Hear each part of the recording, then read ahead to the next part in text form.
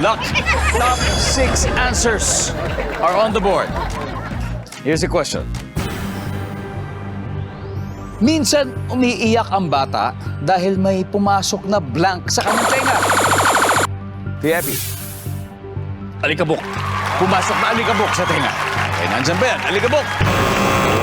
Wala. Pwede pa natin makuha. Minsan, umiiyak ang bata dahil may pumasok na blank sa kanyang tenga. Insekto? Ano insekto? Be specific. Lamok. Lamok! May pumasok na lamok sa tenga. Meron. This Yayo, pass or play? Play. Play na yan, of course. Let's go round 1. Team Agila! Dina, may iyak ang bata dahil may pumasok na blank sa kanyang tenga. Laruan. Wow! Laruan. Oo, may mga maliliit na piyesa, yung mga parts sa mga laruan, di ba? Mahirap tanggalin yan. Laruan! Wala si laruan. Nelly, minsan umiyak ang bata dahil may pumapasok na blank sa kanyang tenga. Tubig. Tubig. Dahil siguro galing swimming. Nandiyan ba ang tubig? Wala rin. Team Quezon, pwede na kayo mag-usap for possible steal. Adam. Minsan umiiyak ang bata dahil may pumasok na blank sa kanyang tenga. Ano kaya ito, Adam?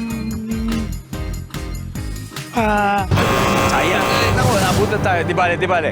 Ito na, magsistil ng Team Quezon. Ano kaya ito, Michelle? Langgam. Langgam? Kuya Ronnie? Sagot ko yun eh, pero Okay lang din, langgam din. Sandro? tutuli. Tutuli. Pumasok na tutuli. Okay, Kuya Epi, again, minsan umiiyak ang bata kasi may pumasok na blank sa kanyang tenga. Langgam.